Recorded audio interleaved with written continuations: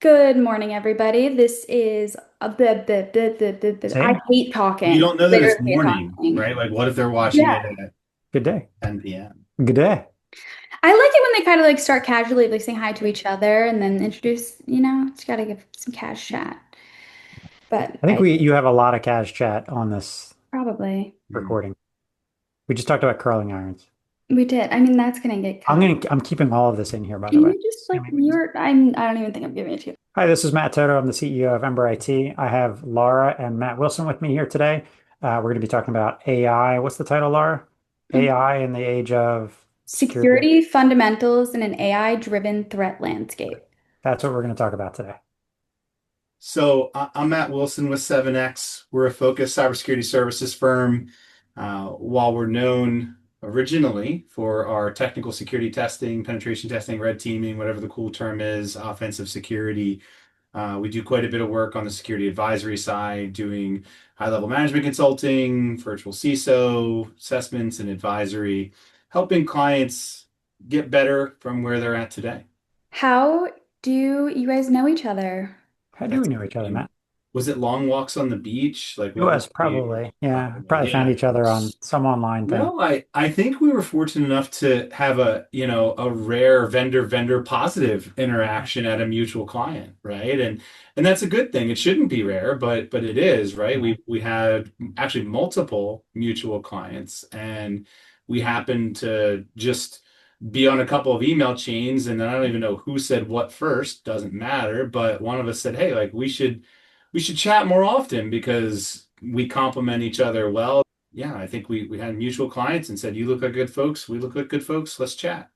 Yeah, I think we were both a little bit forward thinking in that when we met at a client and you were probably doing a pen test, quite frankly, on one of our clients, that we weren't trying to be defensive Yeah. or cut you out or be angry at whatever you found because we thought we were going to get in trouble for it, right? We were working as a team to mutually find any vulnerabilities with the client or issues that we found with the client. And honestly, in a lot of cases, that turns out to be more tools that we end up implementing for the client. So it is in both of our interests to work together with the client, figure out what might we be missing, and talk about how we address those things that are missing and those risks that are out there. So Let's talk about AI and threat reality. So, where is AI materially changing attacker behavior versus just accelerating existing tactics?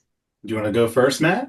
yeah, I mean, we're seeing it a lot. It's funny. I follow a few people on LinkedIn that are talking about this, and there are a lot of security vendors that are really pushing the narrative that AI is attacking you, and they're almost as if, and I feel like they're being vague intentionally to make it seem like AI is attacking you, and that there's almost like these AI agents that are constantly just bombarding you, and you need their AI tools to find the AI that's attacking. What we're actually seeing in a day-to-day is the phishing. The phishing is getting a lot more advanced. The attackers are using AI to make their phishing emails and potentially even phishing, which I think we'll talk about later, more advanced to go after the users to get them to click the link or get them to return the call or return the text message. I'm not seeing it so much in terms of, smart viruses that are kind of coming after your machine, getting through your firewall and getting to your PC directly yet. Yeah, so I this is no exaggeration. Last night at my kids' basketball practice, one of the other dads is a lawyer at a decent sized firm in the greater Philadelphia area. And he asked me, is AI, is that helping accelerate password cracking? Hmm. And like you have to stop and unpack that because and we won't make this conversation, but it was just funny to support what you just said with anecdotal evidence. Someone is pushing this narrative that AI is doing, and maybe it is, right? Maybe it is, and I Yeah. just haven't realized it yet. But I would also, one of the things I thought of with this immediate was also phishing emails, right? So it's not necessarily new behavior, but it's augmentation that's making the existing or prior behavior more effective.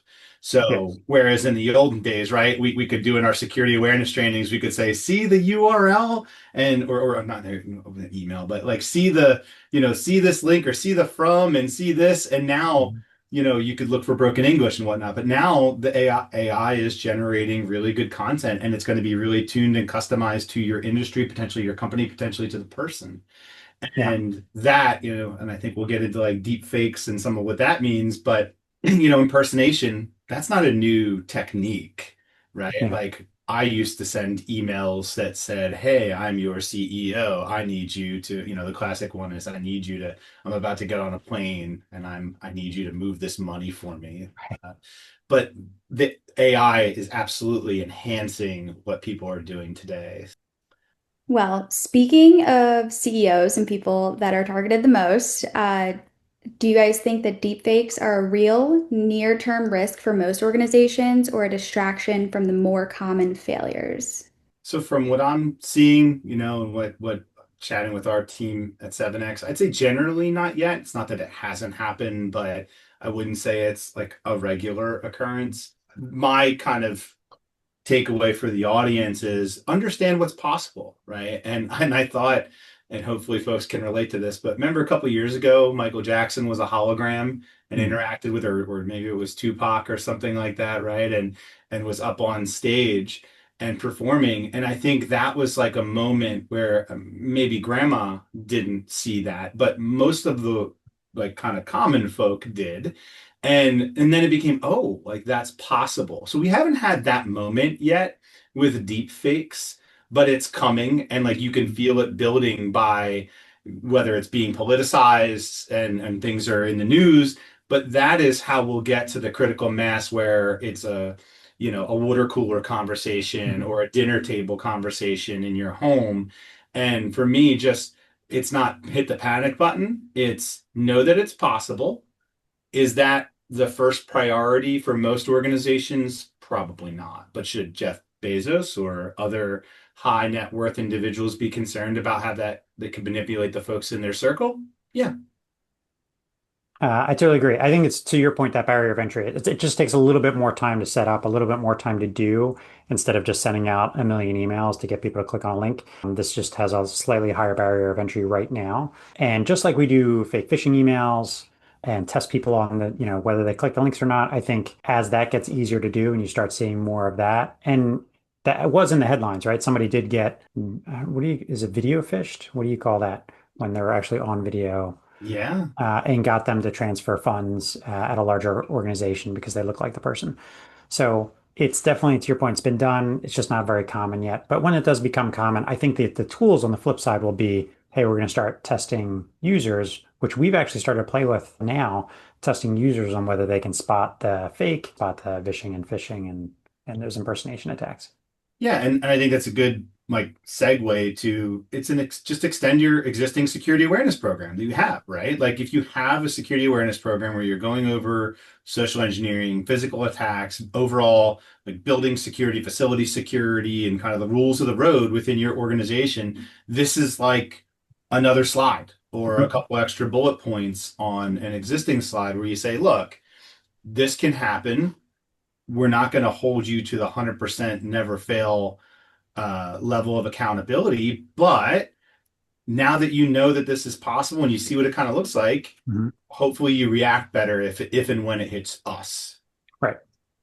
I like it. So, can you guys explain a bit about red team versus blue team? What are they? And from a red team perspective, what typically breaks first? And from a blue team, why do the same issues keep showing up again and again?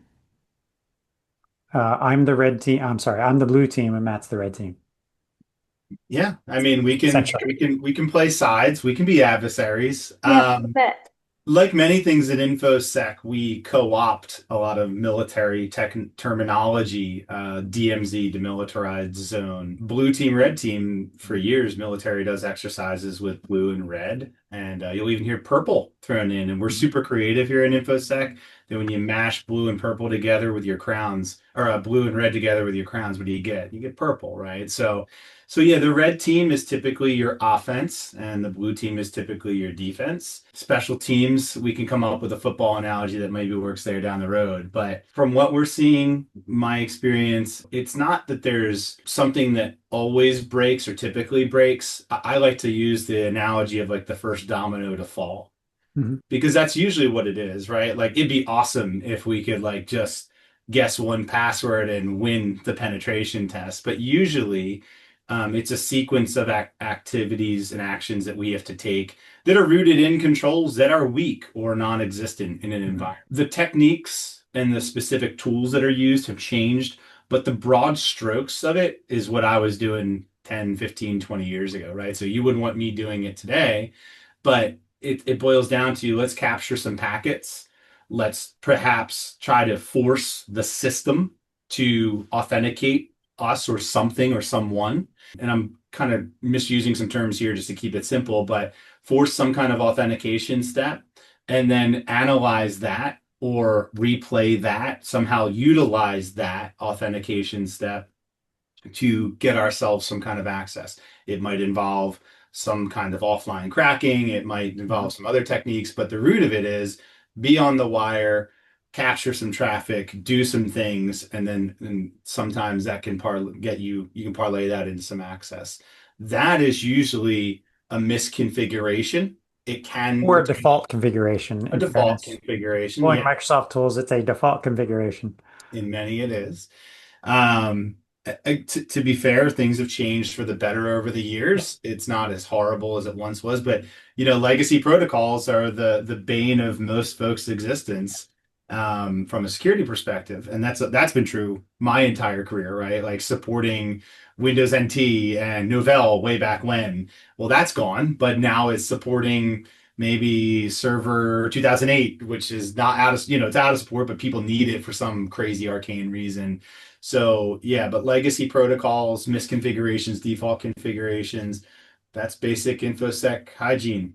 Harden, patch, monitor. Yeah. It's You 101. see, as part of the red team and some of the stuff that you're describing, like getting on the wire is kind of step one, I assume, right? So do you still find, even if they have updated Windows and they have, disabled a lot of protocols, how often it is there are printers and copiers that you're grabbing credentials from, right? That you can scrape that data from because I still feel like that's a real missed opportunity, even from print companies, just to maintain the level of firmware on those printers and make sure they're configured with the help of IT, hopefully with the type of credentials and the type of protocols that securely, let's say, email the scanned document to the person or drop it to that shared folder on the file server.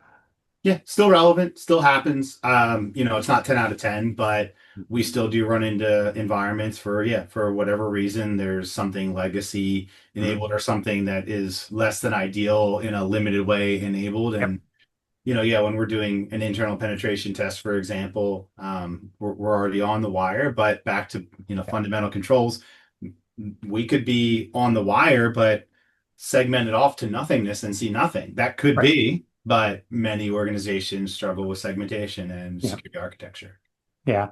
So us with the blue team, our job is to keep everything segmented. And one of the reasons we have such a hands-on rather than just reselling MDR and leaving or SIM, is to continually kind of lock that network down and consult in terms of that 2008 server.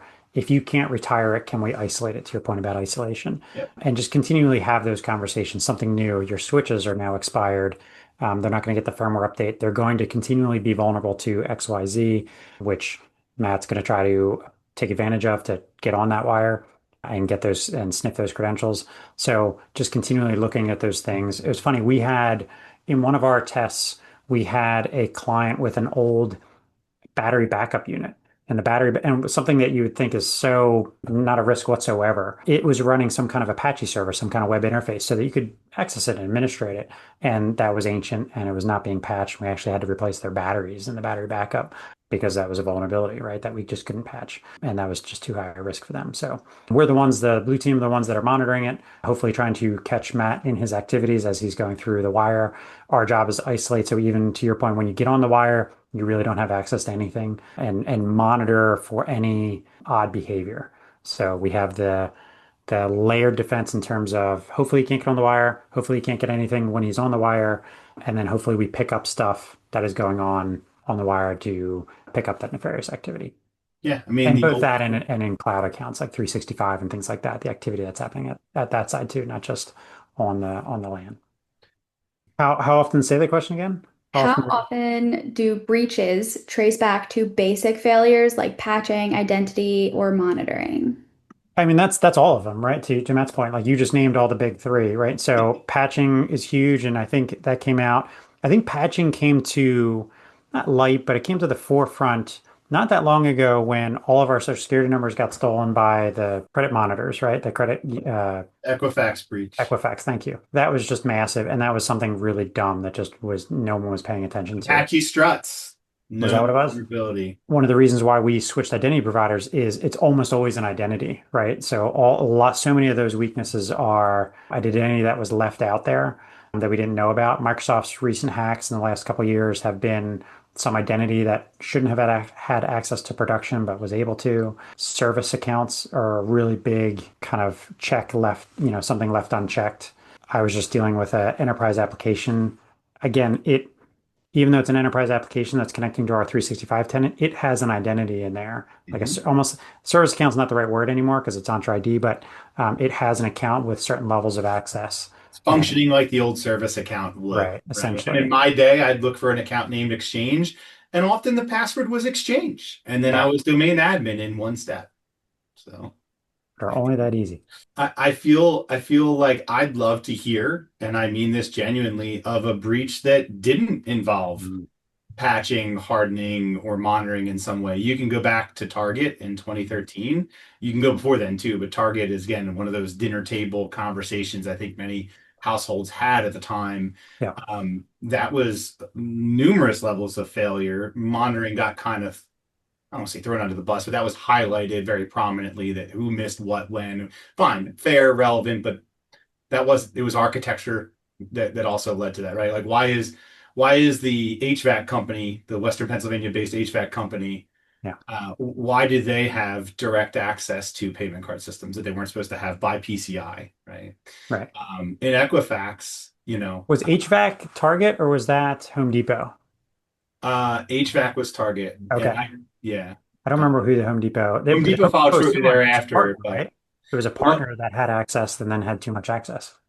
yeah, one of my like in-person fun fact things was I'd say, does anyone ever remember who the vendor was that was involved in a Target breach? And the answer is almost, I don't think I've ever had someone get it right. Right. I remember who it is, and that's my fun fact. It's Fazio Mechanical Services. That was their company name at the time, right? Mhm. We have to edit that out. We can. I'm not calling them out. I'm saying that was factually what happened. Yeah. But no one remembers who they are, right? Everyone remembers Target. Everyone remembers Home Depot. Everyone remembers Equifax. Yeah, the bigger name. I So don't. Yeah, but I mean, I would argue, even though that was Fazio or whoever the company was that actually was breached, and again, it was somewhat newish at the time. yeah, And this is, it takes some of these incidents, unfortunately, to bring it to the forefront. But third-party vendor management, right? What are your third parties doing? Are they SOC compliant, or do they have any kind of compliance tools? Are you doing your due diligence on the tools? I just had a call with ADP today because they integrate with our Entra, and I'm not comfortable with the amount of access that they have. And yeah. so we're reviewing that and figuring out if we can pull some of that back. Third-party vendor management. It Yeah, takes time. It's an the effort. new cool term is supply chain risk management, Yes. right? And that's another way to think of it. To me, I know they're not the same, but I think of it in the same way of it's Yeah. a party that is not your people under your, I like to think of like full-time W-2 employees. Anyone Yeah. that's not that, you don't air quote control. Therefore, they are in somehow in your supply chain or in your sphere of partnership or relevance, and you're exchanging something with them. And the question is how, who, what, when, or why, how, right? Or the Yeah. question. Yeah, and look, to be clear on this, like I know, Laura, the question was, basic things. 0 days exist, right? So you can't just patch your way proactively out. Like once the zero, air quote, 0 day is discovered, and again, for the audience, a 0 day is a vulnerability that is unknown to the software or whatever, the vendor The of the vendor. platform, software, whatever it might be, and then it's just there's a vulnerability within that is unknown, and Yeah. then it is exploited by someone that discovers it with a nefarious purpose, right? So Yeah. the point is there are flaws in software that are undiscovered, and that will, I want to say, almost forever be true. Probably in my lifetime it'll be true. Maybe AI can help solve that too, but 0 days exist. You can't patch your way around it. But back to my earlier comment of if you're relying on one control to Yep. save your environment, That's fair. That's where the compensating controls are something to do with monitoring. Do we know what normal activity looks like? And suddenly we're communicating. And again, there's ways to obfuscate things that advanced attackers and nation states that they can do that would fly under the radar because they're doing it today. Mhm. But that's not who most organizations, not all, but that's not who most organizations are building their defenses to protect against. So 0 days exist, but patch, harden, monitor, good hygiene. And I saw this great article that talked about patching in terms of, and is a good way to get through to the C-suite in terms of patching, because patching can be hard, right? Even basic patching, we have Windows machines that I often make fun of. I have a Mac, but like half my family's Macs are still out of date, right? Like it's just not good. Like Auto they don't. update at home, Matt. There's nothing wrong with that. No, it's like the iOS, like Apple doesn't want you to lose your data that you're working on, either does Microsoft. So it's hard to get it to reboot to make sure it's patched. It's usually like one patch behind, but I went into the family room and that one's out of date. I'm manually patching. I just texted my wife and said like, "Hey, your laptop's out of date." So patching is can be challenging, but one of the things you can talk to the executive staff about is what level of risk or what timeline of risk is acceptable, right? So, okay, 0 day comes out. How long do you want to be known, kind of have that risk open until we patch? Like, what's that timetable? And sometimes it's, an hour. Okay, an hour is going to cost you this much. And, or 2 weeks. We're good with a 2 week vulnerability and it's going to cost this much. And 2 weeks sounds like a ton of time, not necessarily for a 0 day, because that means it's already been exploited, but potentially a patch that comes out. 2 weeks sounds like a ton of time, but if you are within 2 weeks of every patch on your entire network, you're actually doing pretty good. If you Be look good. at Yeah. all of the things like that Equifax thing was ancient.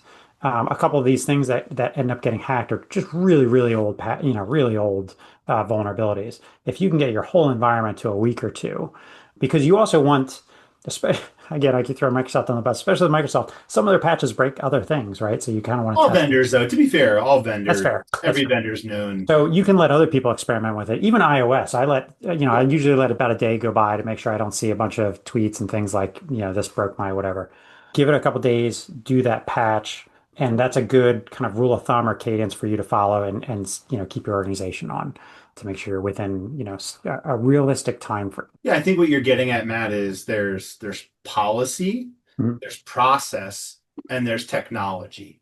And the three work together, along with people, by the way, Yeah. to make this stuff happen. And your policy is something that you should preset, right? It's your while in the calm times, in the relaxed state, we get to thoughtfully say, this is our risk tolerance level. We will, Mhm. and to give Microsoft credit, they invented, it's called Microsoft Tuesday for a reason, right? Like Yeah. people get that, 20 Yeah. years ago, patches came kind of whenever. There was no schedule by I think any vendor. I don't recall. Maybe there was, but it just felt like vendors randomly intermittently patched stuff and people scrambled when that hit or didn't, right? They didn't do anything. They didn't patch.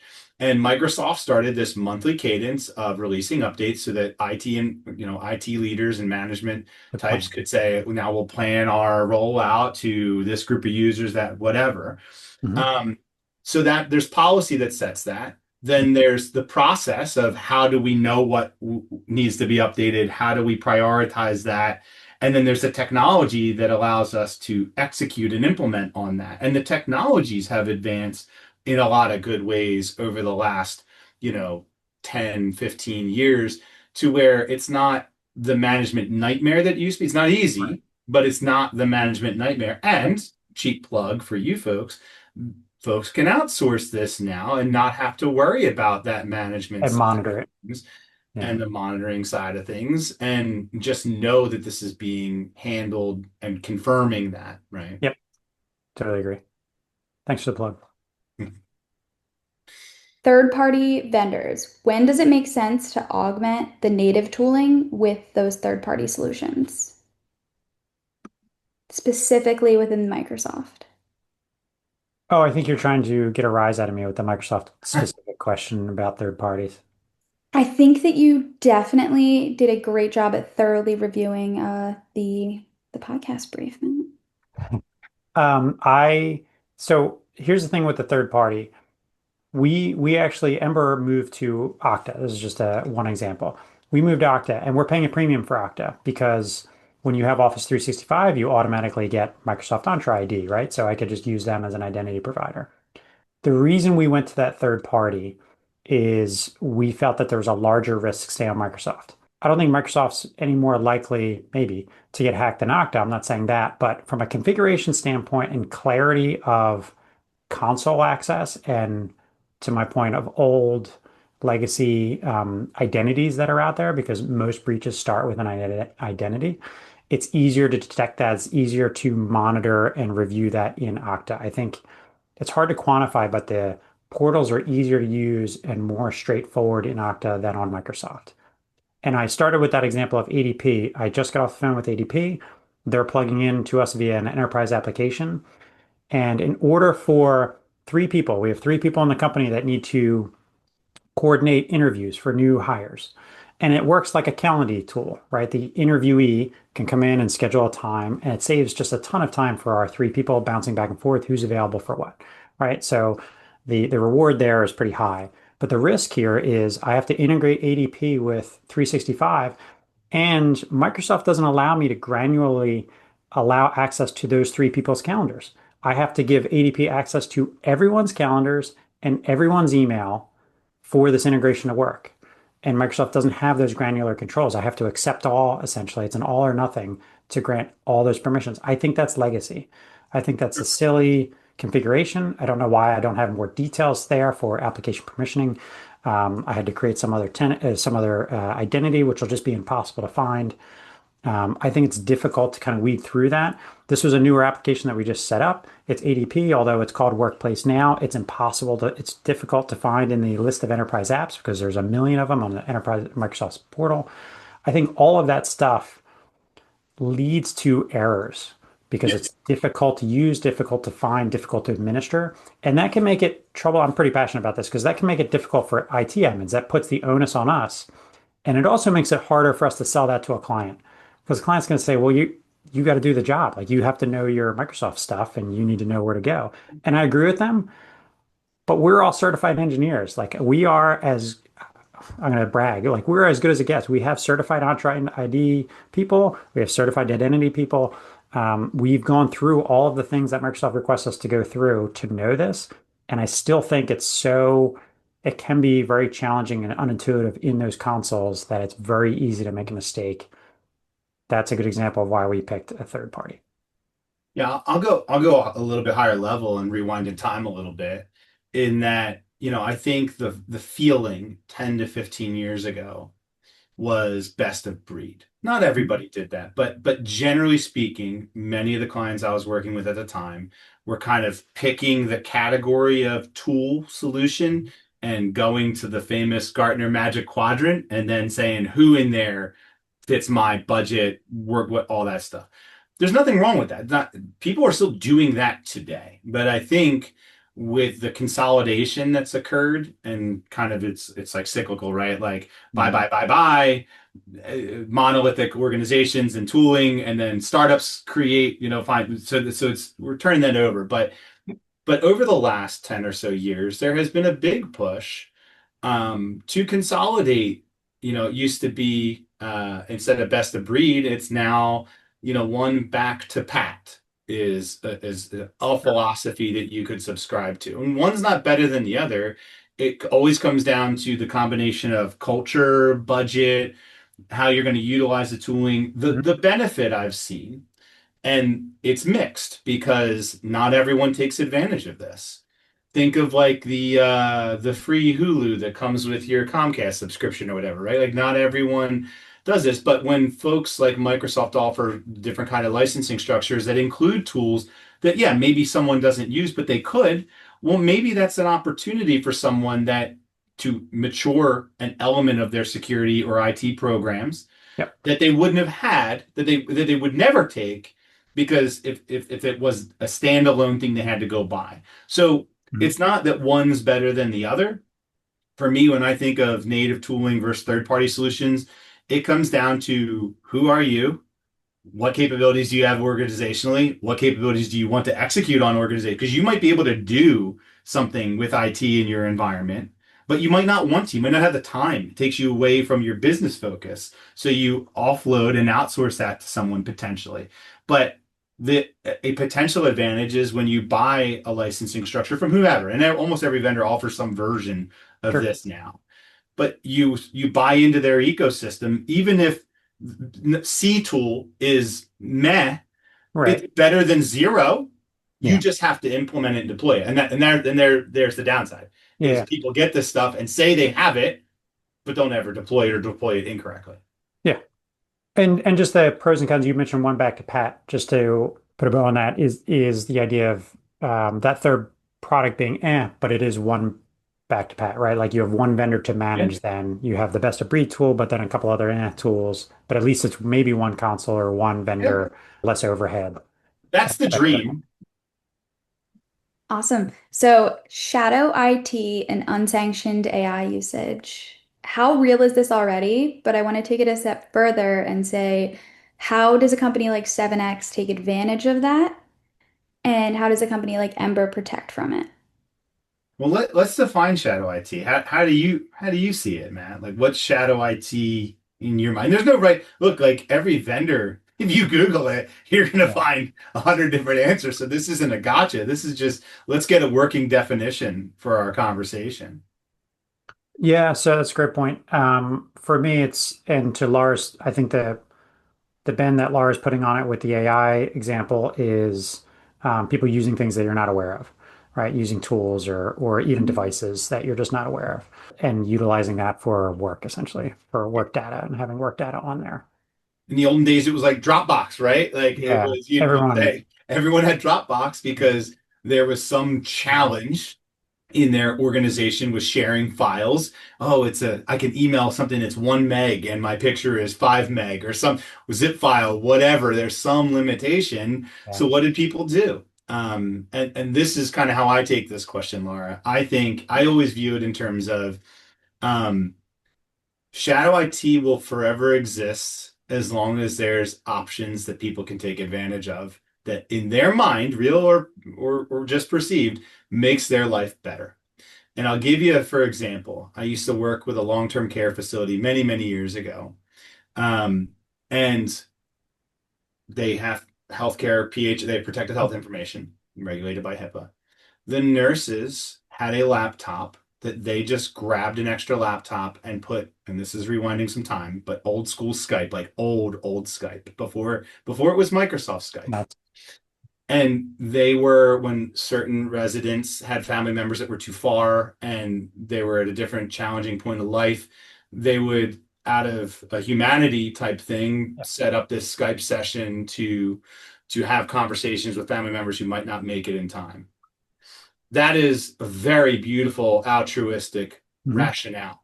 But from an information security and regulatory perspective, a nightmare, right? An unregulated system that IT didn't know about that nurses were just installing software on to run.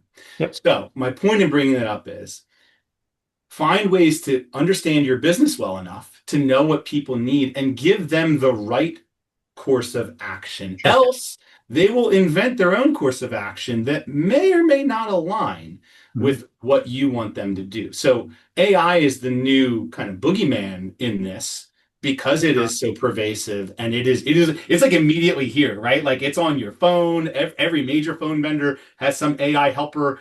Uh, Pick your chat GPT or whatever. It's $10 a month, $5 a month. People are buying this stuff.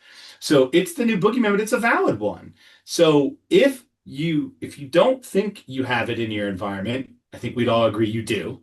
People are using it, your people are using it to do things that you didn't anticipate. Mhm. So you need to address it with them. And then even if you don't have the solution today or next month or in 6 months, have a have a plan to get to that solution. Because if you don't address that issue for your people, that shadow IT, be it AI or Dropbox or a video conferencing solution, they will find a way. And that unregulated, unknown way is a huge risk. You don't even know how big of a risk because you don't even know of the risk. Man, this is the first time I agree, but also a little bit disagree. So I think you'll always have shadow IT to some degree. I think it's getting less and less just by regulation, by the pervasiveness of tools that are out to detect it and to block it. Even we were talking about Microsoft, their stack will allow you to pick up on, what software is being used and what sites people are going to and allow you to start blocking that, even kind of with some of the built-in tools. There will always be some form, and like you said, you have to be careful with AI. I told Laura she had to take a shot every time we said AI on this call. Um, It but is Friday, so it's Reddit. Um, AI is certainly the biggest one. But even that, and right now it's at the advanced tool level, and we talked about like as tool, technology gets down to Microsoft's base level is going to start picking up who's using OpenAI and or ChatGPT and when and da, da, da. I 100% agree with you. Before you just go to a user and say you're not allowed to use this from a policy standpoint, getting back to that, give them an alternative, right? Give them the business grade alternative that you can monitor and say like, okay, this is the tool that we've decided to use. We're using a corporate version of ChatGPT. We can monitor it and protect it, and that's what you're allowed to use before you utilize the technical tool to just block it outright, right? But I do think a lot of our clients are coming to the realization working with us as personal and business just has to be separate. I have maybe a handful of users at this point, and maybe it's just us and we're snobby. We only have a handful of users that are actually mixing even their personal and business calendars, right? Like you have sure. to separate those things because it's just such a crazy attack vector. We did get a ticket literally today asking to install Google Drive because someone was getting personal documents and they wanted to be able to save their Google Drive. And like just zero chance. Like, please don't do that. Right. And that The would actually OG for us, example. yeah, I mean, that would be, we would actually make them sign an acceptable kind of policy, acceptance policy on that. But, because it's such a, but to your point, to my point, I think it's getting less and less, or certainly less and less, of these like larger risks. To your point, somebody Sure. using the phone, somebody doing this, because the monitoring tools are just becoming more and more, compliance and tooling is becoming better. Regulation is requiring it. And so we're just starting to see more and more of that. Some of our clients, it's coming down. We have about 30% of our maybe it's 25 that just block personal email altogether. They just wholesale block Gmail. They block these things. And again, some of the tools allow it to be more granular. We can block Gmail, but you're still able to get, I don't know, a Google Drive attachment or something like that. So you can be a little bit more granular. About 25% of them are just totally blocking personal email altogether. Probably 50% of them are blocking it in terms of a policy, like you're not allowed to use personal email. And I think that's just going to continue to increase at least on the email example. Yeah, I think my real message is to the folks that think they can implement an administrative control, right? Yeah. Like the written word, not policy, like Yep. implement a policy on a system, but like written policy that says thou shalt not AI, Right. right? If you were to write such a thing, Yeah. yeah, maybe 98%, 99.9% of your use, but it just takes that one Yeah. to do something in a different way. So Mhm. have the administrative control, whatever that is, right? If you're going to say it's not allowed, but don't play ostrich and pretend and do the la la la like this doesn't happen Right. in my environment. My users are so awesome. You have to go out and talk to people and understand Yeah. why they want this functionality because it might have so to go back to my original example, when the nurses were doing that and IT became aware, that prompted them to do some overhauls of the network and to invest in systems that were better to Right. do how they were using it. So Right. everybody won, right? Yeah. Everybody won. So partnering with the user instead of just being the jerk that turns it off, right? What are you getting out of this? It's funny you brought up and just to circle on this because this was around AI, do another shot. The we were getting better and better and better at blocking that third part, the shadow IT and then AI. And just everyone's using it, right? The opportunity is so great and it's such a time saver. I mean, I use it every single day, multiple times a day. It's such a good tool. Obviously it has its cons, you see all the headlines, but it's such a useful tool and everybody wants to use it. And it's just a rush to utilize it to its fullest extent. Everybody feels like they're going to get left behind. So a lot of FOMO, that everyone jumped on it. And some clients are putting security aside. They're even doing the business grade things Hmm. and recognizing the level. We did a recent, this came up on a recent red team exercise that we did with you guys and a client of ours, where there are risks on that using ChatGPT or some of the other things, right? Plugging it into their box account, they wouldn't be able to tell certain attacks, and there's no tools to detect it, like literally none. Yeah. There's certain things where they could be exfiltrating data, because they poisoned the request that went to ChatGPT, and there was no way to detect it. But the opportunity is so great there, Yep. right? That they're kind of saying, okay, we're willing to accept that risk for now because we want to jump on board in this. Yeah, and I think, you're of course absolutely right to say the controls are getting better, the regulatory requirements are helping move things along. But like anything else, so I'll give you, for example, what if your glasses were Meta or whatever the cool AI powered glasses were? It wouldn't matter what was in the box, right? Your computer box or the platform. Your glasses are your glasses attached and recording and uploading. And at some point, if it's not already here, it's going to be good enough to just record your life and record what's on screen and parse it all out. Yeah, And that's a so, great example. Um, it's kind of like Microsoft Recall, right? I mean, yeah, we've disabled it. precisely. That's a great one. Something that's actually on right now. And so we've disabled it, but you don't know if the person you're calling has that disabled, right? You Yeah, could be no on with idea. me right now on a PC.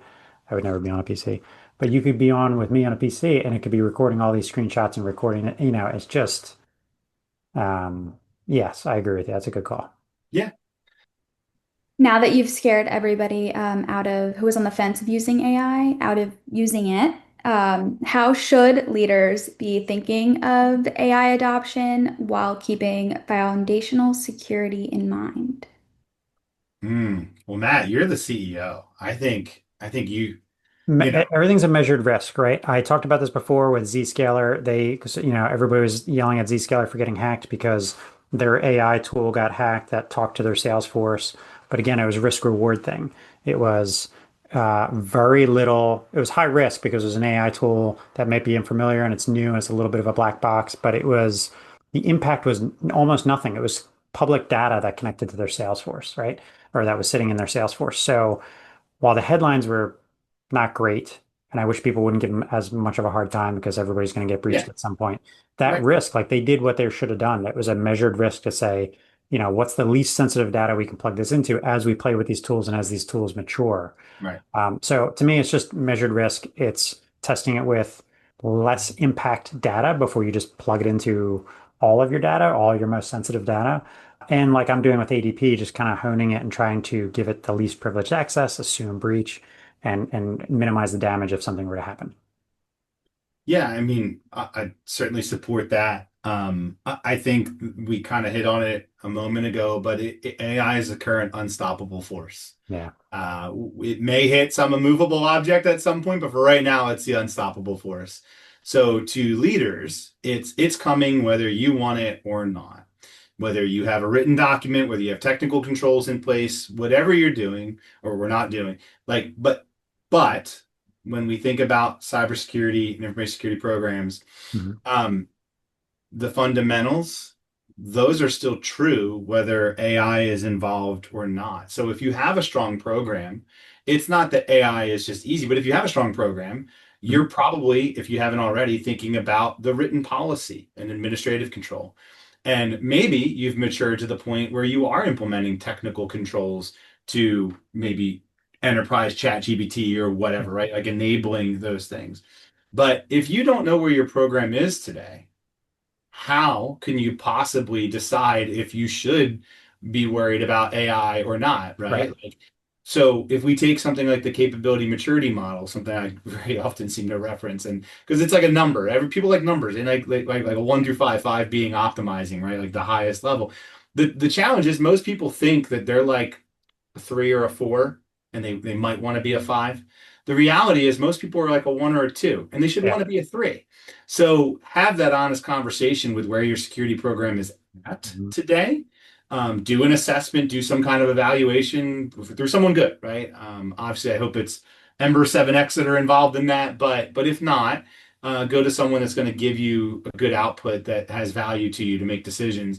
And then once you know where your program's at, then you can decide Mhm. if and how you want to invest in addressing the risk of AI. So it is a risk, as you said, Matt, but it might not be your first risk to go address if, it's like the house is on fire and you're worried about the Doors locked. the doors locked or not. Like Yeah. what are we doing? Prioritization 101, right? So it's not that AI isn't of concern. Of course. And it's the buzz. And look, in a vacuum, what I tell clients is, you know what? Progress is progress. So if AI is the issue that gets your leadership to move, Yeah. leverage the AI scare. I don't like scare tactics like flood, fear, uncertainty, and doubt. I don't like flood tactics, but they're effective sometimes in some organizations. And if AI is the boogeyman that gets leadership to act in a positive way, I'll take the W even if it isn't the biggest priority. But you should Yeah. know your priorities. Speaking about priorities, if organizations can only do a few things well this year, what should they focus on first? I just book a lot, Matt, so you should say something. That's tough to point out without knowing the organization and their priorities, which is basically what Matt just said. But man, what are they working on? I mean, I think you always have to go with multi-factor authentication first in there, making sure that every application that you have. One of the a good exercise to utilize is where is your data? It's 10 o'clock at night. Where are your data? Where is I your actually use where that in so like I'm with you. I've said that. I've said like yeah. it's such a great exercise, and like where is it traversing the network, or where is it traversing your process, right? So are you emailing out things to your clients, and then what is that, like just following the paths, input output of your data, and where's it stored? That is usually pretty eye-opening to people. They don't realize that, to Matt's point a while ago, someone's actually using Dropbox and throwing stuff there because it's convenient. If you can get a handle on where that stuff is, it's a really great initial exercise. Multi-factor all day long.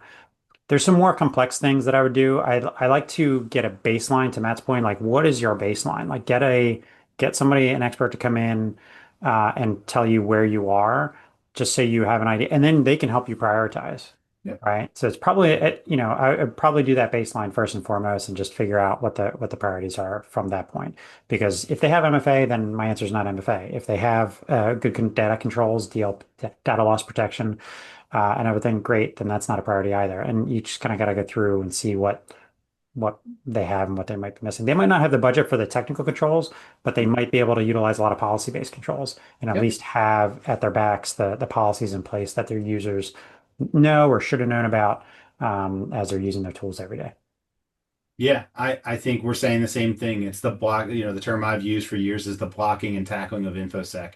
It's super boring and it's super not cool guy sounding, but it is highly effective when you patch, when you harden, when you monitor things like MFA, like fundamental access control things. I love the idea of follow your data. When we do assessments, that's one of the first questions that we get into is, let's talk about what it is and where it is because some surprising things come out of that. And to leaders in their organization, go to your different business units and have that conversation because you might be surprised at what you hear. Yeah. And I'll give you an example, another long-term care. This was not planned. A different long-term care facility. One of my team members was doing an assessment and we're walking with the CIO just through the business, just through the facility. And we happened to go by, they have a marketing department. I just saw marketing. I just said, hey, like, what is marketing? Like, what data does marketing have? And he says, oh no, let's find out. Bang. And he'd been there for like 5 years. So it wasn't like some new person that just was under. We bang it right. We go into marketing. He says, hey, Mary, what, you don't have anything sensitive here in marketing, do you? And she goes, no, actually, yeah, we have a lot. And he's, what? She said, and it makes sense when you hear the story. She says, we buy lists of SSNs, like through data Mhm. brokers, they buy Yeah. in customer information or potential customer information. And here's where it makes sense. So they want to kind of pre-qualify who might live. They don't want to send marketing material to someone who could never afford to be at their facility. They want to target their marketing. So they want to kind of know a little bit about who it is. So they have Excel sheets full of SSNs sitting on. And now, again, this is many moons ago, Yeah. but he had no idea. So Mhm. again, take away, go talk to your people, talk to the business units, and find out it was completely innocent. It didn't Yeah. didn't dawn on her that this is a terrible idea. it's like the thing they everyone knows it's terrible. Yeah, You go, how could that be? How could you not know? But like once she said it out loud, you could see the eureka moment happen where yeah, she said, "Oh, yeah, that's probably not great, right?" And so anyway, back to the concept of the yeah, or the, to address the question of, know where your data is and know it not by just asking like IT, who's valuable, exceedingly valuable, mhm, but ask your business partners, ask your vendors, ask your people in your organization where it lives because and you can't make it a finger wag exercise, right. right? Like you have to make it a, hey, we need to be better. We want to be better. Maybe there's a regulatory driver, maybe there's a client driver that's, they're reviewing you or some they're Yeah. whatever it is. Make it not judgy. Yeah, that's a theme. It's been coming up a lot for us lately, and it's just a theme of this whole conversation of this whole call is not it's not an attack, right? No. When you guys are actually pen testing us, it's not an attack. We've never gotten in trouble. It's just, hey, we've picked up on these things, and they might be things that we know about and are accepted risks by the client, but Yep. none of it's ever a finger pointing or kind of a threat based or anything like that. It's just let's work together to make this more secure or better or a better way to utilize this. It's funny, I had a similar story where I was trying to work with a client to, this is also a millennia ago, implement an MDM policy, a mobile device management policy. And he's like, well, we don't store any sensitive information on our email. Like it's just not a big deal. And no, it was like a blessing. Somebody just happened to walk in, another attorney, because they were saying hi to me because I've known him for a long time. And as he walked in, I said, "Do you get any insurance forms emailed to you?" And they're estate planners. He said, "Oh yeah, all the time." I ask him not to, but yeah, I get tons of insurance forms. I'm like, Yeah. there you go. Like you are now the custodian of these forms, and they're sitting in email. Like any device that has email on it needs to be secured. All right. So it's just about partnering with, for us as an outsourced IT provider and security provider, that's why it's just those ongoing conversations and having a long-term partnership with your clients to recognize, to your point, where that data is, to be able to walk into the marketing company and say like, hey, what do you have going there? It's not I sold you a tool and walk away. Like it really has to be an ongoing engagement and partnership with your clients. Yeah, and that's where, the click through assessments that anyone can do, right? Like the NIST cybersecurity framework, ISO is behind a paywall but Yeah. like, there's things out there is my point that anyone can go leverage to see how they're doing. The Mhm. challenge is if you just answer the question as it's written in a single Excel cell, you're often going to miss the layers. And that's where having someone that's been there, done that, that understands, like when I ask about patching, you're thinking Microsoft servers, but I mean network devices, if you Right. have them, which is changing. It means workstations. It means software on all of those things. It means your battery backup system. It means it means the lights out software on your servers if you still Yeah. have physical servers anymore, right? So all of that stuff is Mhm. relevant. But if you just answer the question as it looks to be written, you miss out on all that. Yeah, it's always an eye opener when a client of ours receives a security questionnaire from like an insurance company. And those are always great because it's a good way of getting on the same page about something if you're not. Like we'll take a first swing at those questions and then they'll take a look at how we've answered. And they might not have been aware of backup and recovery times and any specific answer on those questionnaires. So it's a really great way of putting the executive team and the IT team kind of on the same page there. Yep. It's a great conversation starter. So any last words of wisdom for people on the year of 2026? Should we call it the year of AI, Matt? Would we be the first to do that? And we would, Please do. right? Like, let's get ahead of this. It's only January, whatever. Like, well, let's us declare it's the no. The parting shots are, I think it's calm, focused, purpose, right? Like purpose driven action in 2026. That's what's going to benefit your organization, not going to a conference and then coming back and having, a cause du jour, so to speak, that you're going to champion in the organization. Not that that's always bad, but um, having the confidence in yourself and in your team, and that team is sometimes your employees, but it can be your extended team like Ember and SevnX and other folks in your Mhm. sphere, working with them to have a plan and then be accountable to that plan, right? So that's when we do our work and year after year find in some clients the same things. Yeah. It's frustrating for us, not because we're mad, but because we want to show value and we don't get to show great value if the client isn't improving at the rate with which they could, right? So instead of instead of saying next year we'll get them, let's make it this year and be accountable to like have a plan, have a roadmap, know your risks. And even if you have 20 things on that punch list and you get to 10, cool. You knocked out 10. I think my takeaway is call Ember. I think my takeaway is to call some provider to get that baseline. Even if you think you're taking care of it, or even if you think your existing MSP or IT in-house provider is taking care of these things, a lot of times executive teams don't recognize or realize that security and IT are kind of different things and they are different expertise. We have dedicated security operations team that's totally separate from IT, and it's nice to get that outside perspective of what's going on, just like we get an outside perspective from SevnX to pen test our networks after we're done patching them and doing all the things, right? So I think get that baseline from an external source, figure out where you are, and then you can decide what the budget is from there. You can decide, oh, we're actually closer to, this framework or this set of controls than we thought. Let's finish them up, or let's get to here to Matt's point about having some kind of goal.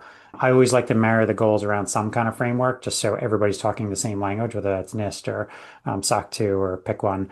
And so get that baseline, figure out where you are, make sure you're not in more hot water than you think, and then figure out where you want to go from there.